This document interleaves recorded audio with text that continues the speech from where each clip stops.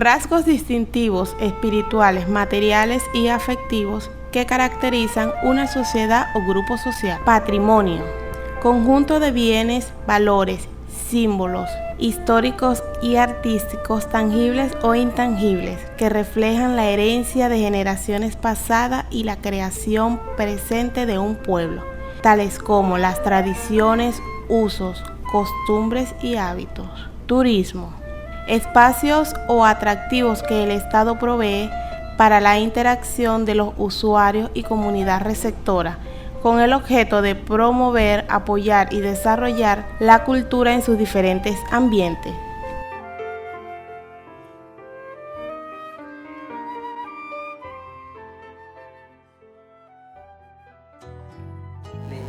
Bienvenidos a la Casa Museo Prisión Piar.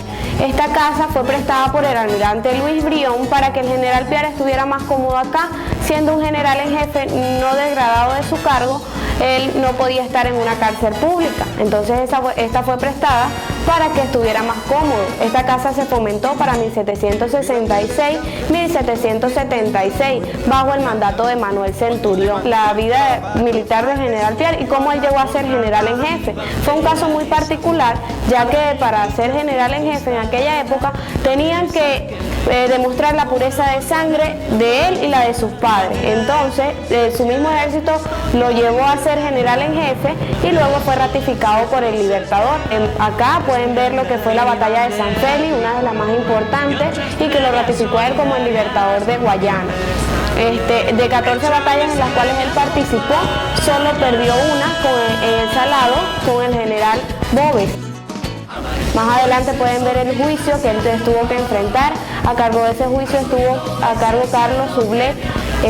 Era enemigo declarado de Manuel Piar y fue acusado él de conspiración, sedición, deserción.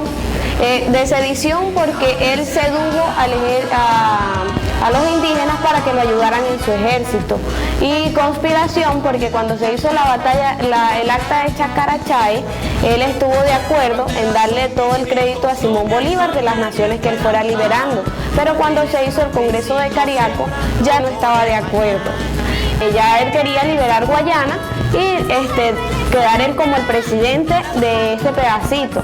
Entonces se fue acusado por conspiración de parte de Carlos Sublet.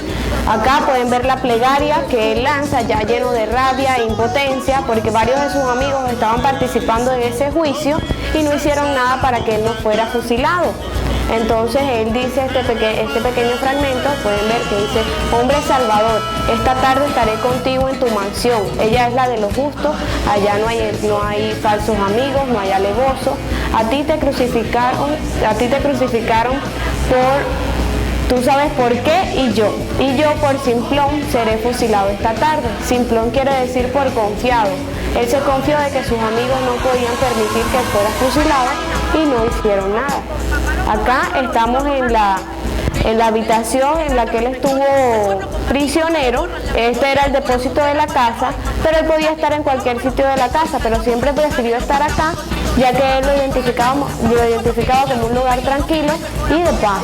Aquí pueden observar, esta habitación no tenía ventanas, solo tenía puerta que quedaba de este lado.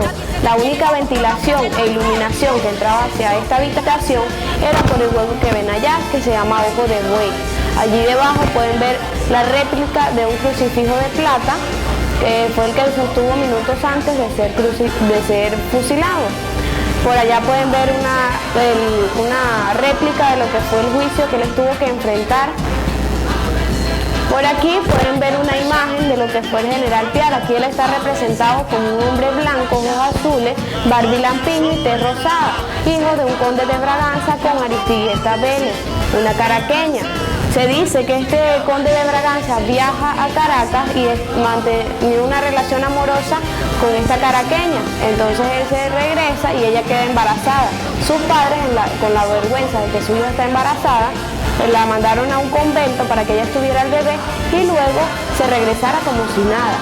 También en el arte que está por allá afuera pueden ver que él está un poco más oscuro. Allí él está representado como hijo de Manuel Piar y María Isabel Gómez. Pueden ver la mampostería, que es piedra picada, sangre de ganado y caja seca. Todas las cosas que están en esta habitación fueron donadas, porque una vez que se llevan al general a ser fusilado, todas esas cosas desaparecieron y sus antecedentes fueron borrados. Les invito a la comunidad en general para que conozcan nuestro hermoso casco histórico y las casas patrimoniales. Mi nombre es Frenesí Cardoso, guía turístico cultural.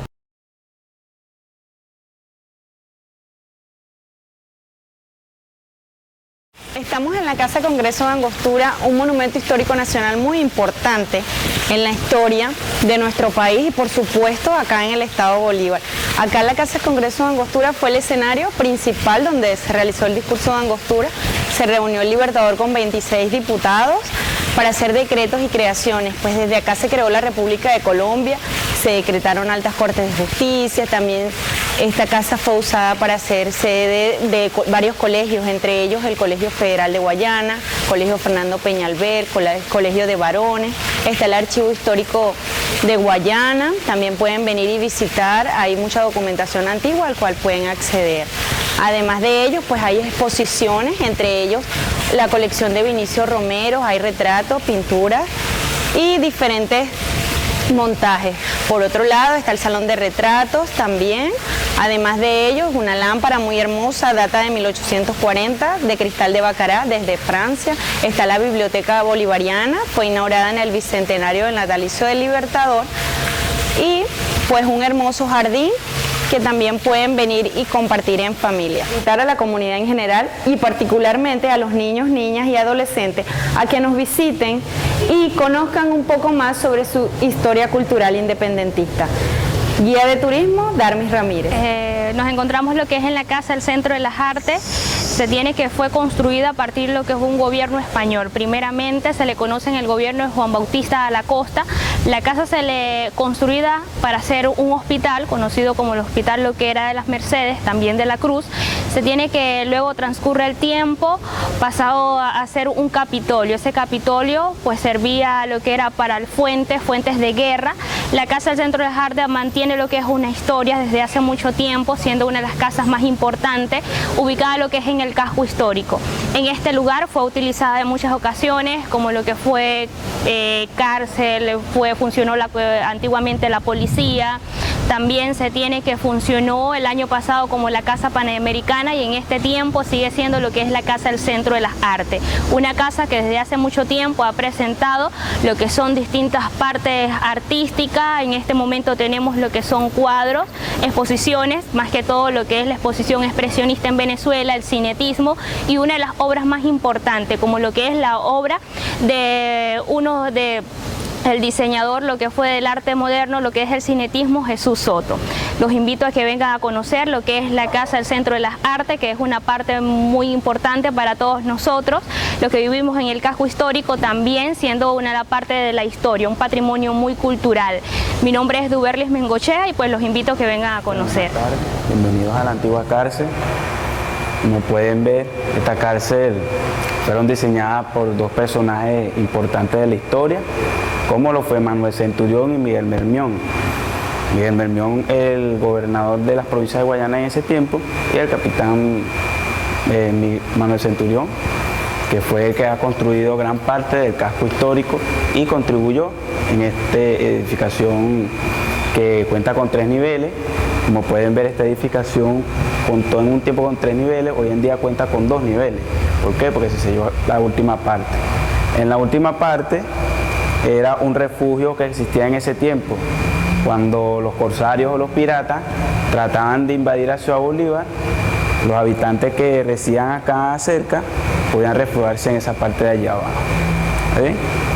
Como pueden ver de este lado, esta casa está construida del material de mampostería que contiene sangre de ganado, paja de ganado, ladrillo, roca, piedra, arcilla y barro, como se hacían las casas coloniales antiguamente. Como pueden ver, nos encontramos en uno de los calabozos que no se podía ver luz en ese tiempo. En estos calabozos cabían más de 60 o 70 presos, la mayoría comía todos juntos, era poco el alimento, por eso que murieron, habían muerto muchas personas a cuestiones de enfermedades de escasez de alimentos, pues también se comían uno entre otros, pues no había mucho alimento. Y una vez también intentaron escapar diseñando un gran agujero debajo de acá, de esta edificación, saliendo hacia el río Orinoco. Pues uno de los presos que estuvo en el calabozo salió y contó todo y nunca pudieron escapar. Pues sellaron el hueco nuevamente. Ya hoy en día pues esta casa funciona como Secretaría de Cultura. Eso fue parte de lo que es más o menos la antigua cárcel. Y bueno, que pase a la comunidad, que vengan a visitar nuestra historia, que esta historia formó parte de nuestra vida. Gracias a esos profesionales de la historia estamos aquí, que esta es cultura, que no se dejen llevar por otras cosas, que se dice que en la actualidad, la cuestión, que no olviden la cultura, pues, que tenemos que ser religiosos y tener enfatización sobre nuestra cultura, lo que hacemos y lo que fue nuestros antepasados, nuestros ancestros. Les invito a que vengan acá, es muy bueno que conozcan nuestra historia, acá en el casco histórico, y que vengan a la antigua cárcel también. Estamos en la Casa San Isidro, el nombre se le da en homenaje a San Isidro Labrador. Esta casa se construye en el año 1766 y 1776. 10 años de construcción, ya que se construye encima de una gran enorme laja en forma de L. Esta laja está totalmente llena de granito. El nombre de la casa se da en homenaje a San Isidro Labrador, la cual es la única pieza original de la casa, con más de 300 años de antigüedad. Esta pieza es totalmente original, policromado en madera, tallado a mano, de origen español. En el despacho se encuentra una mesa totalmente original donde el libertador Simón Bolívar escribió su magnífico discurso de Angostura. Una vez que sale de acá, lo inaugura en la Casa Congreso de Angostura. También se observa acá una de las imprentas del Correo del Orinoco, es la 8ª edición. Y está titulada Batalla de Carabobo, 1821, en 3 idiomas, inglés, francés y castellano. Tenemos el 4º escudo de Venezuela. Venezuela antiguamente se llamaba Estados Unidos de Venezuela, luego pasa a ser República de Venezuela y hoy en día República Bolivariana de Venezuela. 3 nombres consecutivos los cuales tuvo nuestro país. Y este escudo lo utilizaban como escudo de armas para identificarse en la Guerra de la Gran Colombia. Un escudo de armas cuyas armas las utilizaban para subir de rango a los militares, una espada, una daga y un sable. La espada se presume que sea de Carlos Manuel Piar. Por toda la casa se encuentran las alcayatas, las cuales las utilizaban para guindar chinchorros o hamacas. Son policromadas en madera, talladas a mano y se encuentran incrustadas en las paredes originales de la casa. El libertador Simón Bolívar vino en el año 1817 hasta 1819 y en esta casa se hospedó 4 veces de las 8 veces que vino a Ciudad Bolívar. Nunca durmió en cama porque tenía un sueño demasiado profundo. Se entera que lo quieren fusilar o matar y cambia de dormitorio. Guindó un chinchorro y se trasladó por la sala y vigiló por las ventanas las veces que los enemigos lo querían atacar. Se le hacía más fácil escribir su discurso de Angostura en chinchorro que en cama y en mesa. Un armario donde guardaba su equipaje, una pequeña silla donde se amarraban las botas y las pulían, 2 baúles donde los coroneles guardaban uniformes y zapatos. Tenemos acá el cuarto obispo Monseñor Talavera, pintura hecha en óleo y tela, cuadro que fue dejado por el primer museo de acá, Ciudad Bolívar, llamado Talavera, al igual que el cuadro de la madama con el niño. En la sala principal se encuentra un piano totalmente original, policromado en madera, tallado a mano, de origen alemán, es del siglo XVIII, y sus teclas son originales en madera. Una vitrina donde exhibían piezas de cristales tales como copas, vasos, cucharillas de plata, cubiertos de oro, exhibiciones de libros y exhibiciones de la espada del libertador Simón Bolívar, ya que era de oro. En esta parte de acá se encuentra la pintura original del libertador. Esta pintura la hace Rafael Salas en 1977 y utiliza las mismas técnicas que utilizó Leonardo da Vinci con la Mona Lisa. Se llama Arte de la Persecución. Acá observamos la pintura original de la casa. Antiguamente las casas campo coloniales se pintaban así, se llama mampostería colonial. Un reloj de origen alemán policromado en madera tallado a mano. Sus manecillas son originales en plata y tiene más de 120 años de antigüedad. Fue dejado acá por la primera dama de Guayana. En la sala de recibo se observa la puerta principal de la caballeriza, que es la puerta grande que está en la parte de afuera. Antiguamente será la entrada principal de la hacienda. La puerta principal de la casa era esta, y estas puertas nunca se abrieron, ya que para allá entraban familiares y amigos más cercanos del libertador. La persona muy altamente importante se hacía pasar al salón principal, y la que no se dejaba esperando en la sala de recibo, simplemente era despedido por el dueño. Se observan los restos de un barómetro de cubeta utilizado en el colegio de primeras clases de categoría, el cual lo utilizaban para medir la presión atmosférica. Se echaba un líquido de color amarillo-verde, y si la aguja se movía hacia la parte izquierda iba a llover, y si se movía a la parte derecha iba a hacer sol, y así diariamente sabían en el tiempo climático en aquella época. Tenemos en el comedor 4 sillas pertenecientes a la primera Asamblea Legislativa del Estado Bolívar. 2 son policromadas en cuero con más de 230 años y 2 son restauradas en madera con 155 años. Las policromadas en cuero se identifican con el escudo del Estado Bolívar centrado en el espaldar de la silla. Finalmente pasamos a la cocina. La cocina se deteriora ya que queda en la parte de afuera de la casa, y se saca una copia o réplica de la Quinta Nauco que está en Caracas. Se hace al estilo colonial. Un pilón de origen indígena con más de 300 años de antigüedad, donde pilaban el maíz. Una vez que pilaban el maíz, lo pasaban a la piedra, le daban con otra piedra y la harina salía, allí mismo amasaban y hacían su alimento y posteriormente comían. 2 hornillas con las cuales la cocina funcionaba, un horno donde horneaban el pan, una tinaja donde mantenían el agua fría ya que no existía nevera, y la enterraban con tacamajaca, y el agua se mantenía mucho más fría o fresca. Y en la parte de abajo se pueden observar las paredes originales de la casa. Son de piedra, barro, sangre de toro y paja. Estas paredes nunca fueron frisadas para la exhibición del público. También se conoce como mampostería colonial. Tenemos acá la primera campana de la Catedral de Ciudad Guayana. Se bajan 2 campanas y lo único original que queda es ella, con hierro, cobre y bronce. Se hace en 1866 en Nueva York.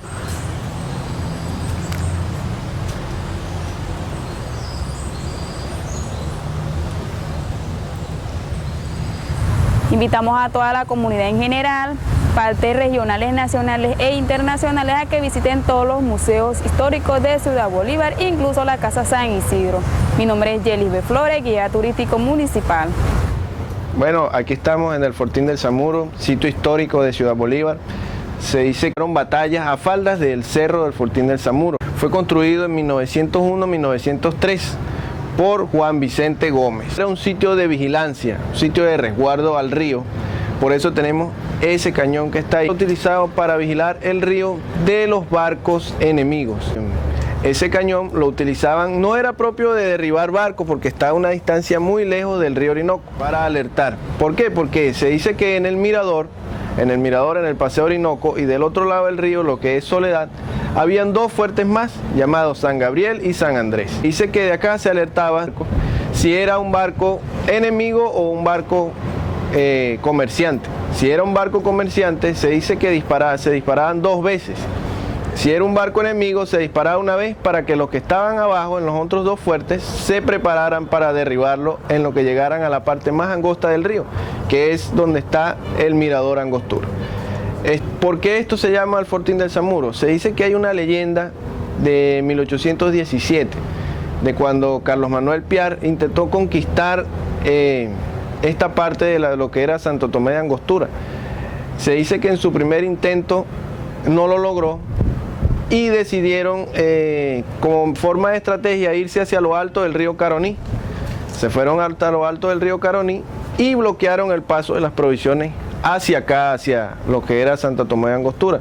Se dice que ese bloqueo duró aproximadamente entre 3 y 4 meses. En todo ese tiempo, los españoles, que estaban, los que dominaban esta parte, estaban acá. Ya la situación era un poco precaria por la escasez de alimentos, medicinas, municiones y etcétera, por el bloqueo que habían puesto en lo alto del río Caroní. Se dice que en ese tiempo la poca comida que quedaba era solamente de los más altos rangos, Los que de menos rango comían mucho menos y los esclavos no comían, pues. Entre estos esclavos había uno llamado José Zamudio. Era un señor de color, un señor afrodescendiente. Este señor era el encargado de cuidar a los caballos del general Miguel de la Torre, que era uno de los que estaba a cargo de esta parte de la ciudad.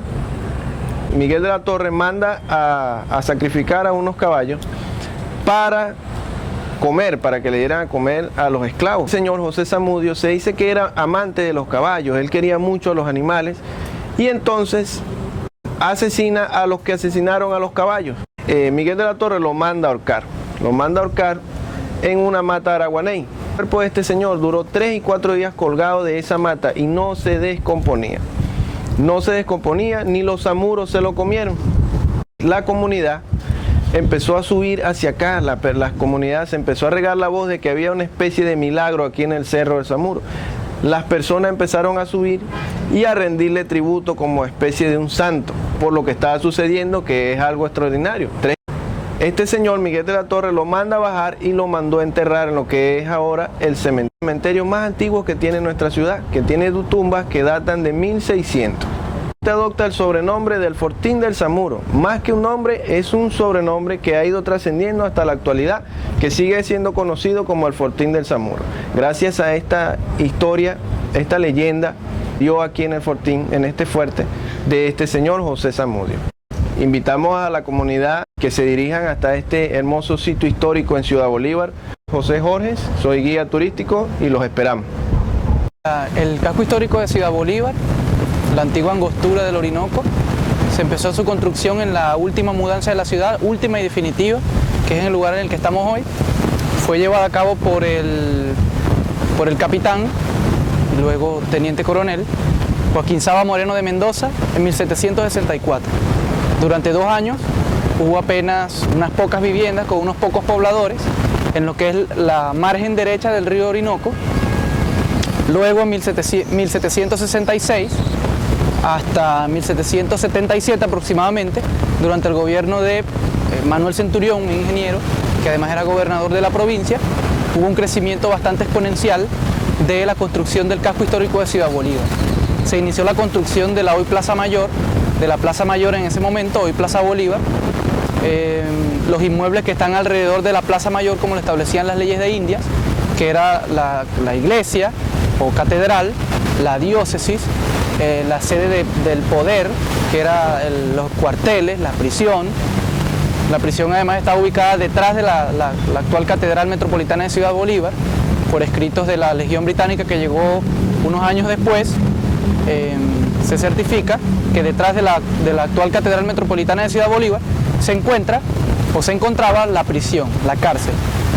También estaba la Casa de los Gobernadores, o del gobernador en ese momento, que fue dada unos años después del gobierno de Manuel Centurión como Casa de los Gobernadores.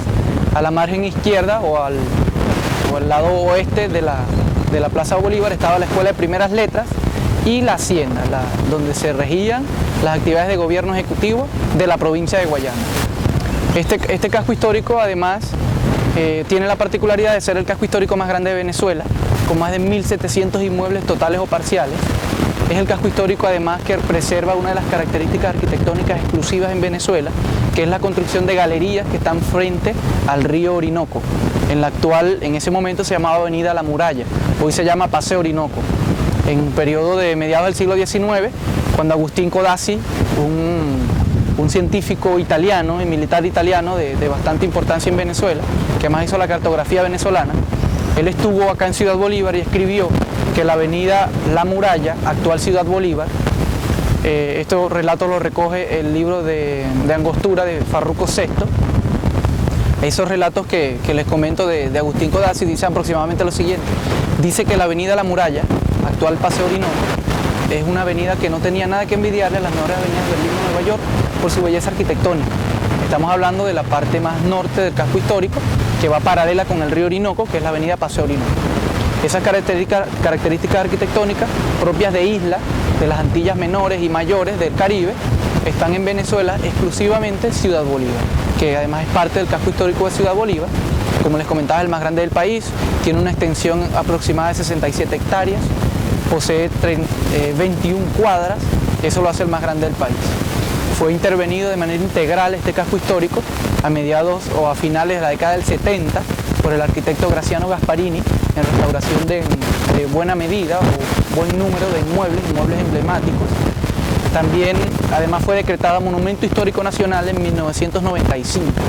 Pues es uno de los grandes atractivos turísticos de Venezuela, que es el casco histórico de Ciudad Bolívar, que posee en su cuadrilátero central, el actual en su momento fue la Escuela de Primeras Letras. Bolívar, cuando se residenció acá en este espacio en 1817, lo decretó Palacio de Gobierno, que es el actual Congreso, la Casa del Congreso de Angostura. Allí en ese espacio se creó la República de Colombia, en ese espacio se creó la Octava Estrella, el Correo del Orinoco, además fue creado el gobierno, por eso es uno de los, además del punto de vista histórico, tiene mucha importancia para la independencia venezolana, la provincia de Guayana y especialmente Ciudad Bolívar, porque acá se canalizó el movimiento independentista y se creó un gobierno sólido que le permitió partir a Nueva Granada, el Libertador, y liberar a los países que conforman o que conformaron en su momento la Gran Colombia, Perú y Bolivia. Invitarlos a que visiten el Ciudad Bolívar, sus atractivos naturales y por supuesto sus atractivos históricos, arquitectónicos que son únicos en Venezuela, visitar donde estuvo prisionero general en jefe Manuel Piar, el Congreso de Angostura, la antigua cárcel que además posee una exposición etnográfica, el Museo de Arte Moderno de Susoto, el Fortín El Samuro, el Museo Histórico de Guayana, el Centro de las Artes, también la hacienda que sirvió de vivienda al Libertador, que es la Casa San Isidro. Todos estos espacios están abiertos al público en horario de 9 a 5 de la tarde, de martes a domingo. También pueden visitar el Paseo Orinoco, realizar una caminata por ese maravilloso atractivo natural que simboliza el Paseo Orinoco por la cercanía con el río, el malecón de Ciudad Bolívar. Además con una vista fantástica del atardecer que se pueden observar desde el Cafetín Angostura, que es un espacio abierto para el deleite y el disfrute de los visitantes. Bien, esas son las recomendaciones, pues que visiten estos espacios, que es único en Venezuela. Y bueno, comentó para ustedes el guía patrimonial perteneciente a la Dirección de Patrimonio Histórico y Cultural de la Gobernación del Estado Bolívar, Diego Navas.